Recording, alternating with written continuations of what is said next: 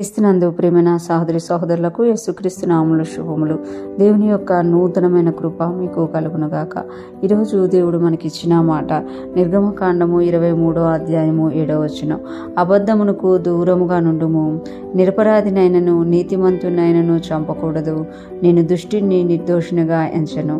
ఈ మాటలు మోషే గారి ద్వారా దేవుడు ఇశ్రాయేలీయులకి బోధిస్తున్న కట్టడలుగా మనం ఇక్కడ చూడగలం అన్నమాట. ఎప్పుడైతే వారు 10 ఆజ్ఞలు ఇచ్చిన తర్వాత దేవుడు ఇంకా కొన్ని విధులు, కొన్ని కట్టడలు, మీరు ఇలాగ ఉండాలి, ఇలాగ ఉండకూడదు అని మోషే గారి ద్వారా దేవుడు తన యొక్క ఆలోచనల్ని తెలియచేస్తున్న సందర్భంలో ఈ యొక్క కట్టడను కూడా తెలియచేస్తున్నట్టుగా మనం ఇక్కడ చూడగలం. ఇక్కడ చెప్తున్నారు కదా, దేవుడు మోషే గారి ద్వారా ఇశ్రాయేలుకి అబద్ధమునికి దూరముగా నుండుము. దేనికి దూరంగా ఉండమంటున్నారు? అబద్ధమునకు దూరముగా నుండుము అని అంటున్నారన్నమాట. ఎందుకు అనంటే మన దేవుడు అబద్ధమును నెరవేర్చే దేవుడు కాదు, మన దేవుడు సత్యవంతుడు అనమాట. యేసుప్రభువారు అంటారు కదా పిలాతు దగ్గర, నువ్వు రాజువా అంటే అవును, సత్యమును గూర్చి సాక్ష్యం ఇచ్చుటకు వచ్చిన ఆ రాజ్యము సత్యమైనది అని అన్నప్పుడు సత్యం అంటే ఏంటి అని అడుగుతాడు. అంటే పిలాతు ఒక అధికారి, గవర్నర్గా ఉన్న అతడికి సత్యము తెలియదు. కానీ మన దేవుడు సత్యవంతుడు కనుక మన దేవుడు సత్యమునే కోరుతాడనమాట. అందుకే దేవుని యొక్క మనస్సుని ఇక్కడ తెలియచేస్తూ చెప్తున్నారు కదా, అబద్ధమునకు దూరముగా నుండుము అని చెప్తున్నారు.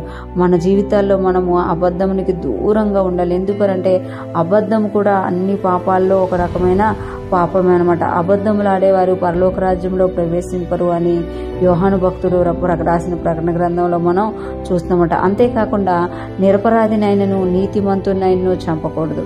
నిరపరాధినైనను నీతిమంతుని అంటే ఏ అపరాధం చెయ్యని వారిని, నీతిమంతులుగా నీతిగా జీవిస్తూ వాక్యానుసారంగా జీవిస్తున్న వారిని చంపకూడదట. కానీ చాలామంది కత్తులతో చంపట్లేదు, కానీ మాటలతోటే మనం అనేక మందిని చంపేస్తుంటాము. నిరపరాధులైన వారి నీతిమంతుల పక్షాన దేవుడు నిలబడతాడు. నిరపరాధిగా అంటే ఏ అపరాధం ఎరగని వాళ్ళుగా, ఏ తప్పు చెయ్యకపోయినా వాళ్ళ మీద నిందలు వేస్తున్నావా, అయితే మనం జాగ్రత్తగా ఉండాలన్నమాట.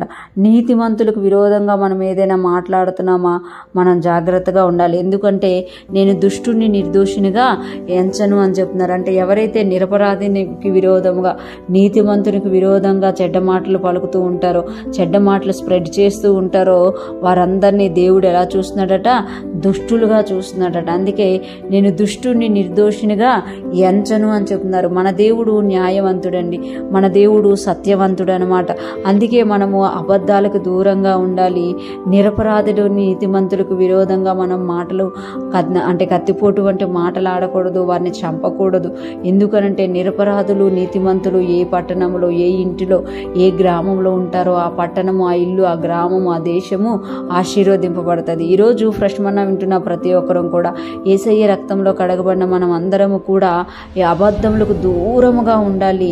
అదేవిధంగా మన మాటల వలన ఎవరినైనా బ్రతికించాలే కానీ మన మాటల వలన ఎవరిని కూడా చంపకూడదు, కృంగదీయకూడదు, ఎవరిని కూడా హేళన చేయకూడదు అనమాట. ఎందుకు అంటే మన దేవుడు సత్యవంతుడు, న్యాయవంతుడైన దేవుడు. ఆయన ఎవరిని కూడా దుష్టుల్ని నిర్దోషులుగా ఎంచడంట.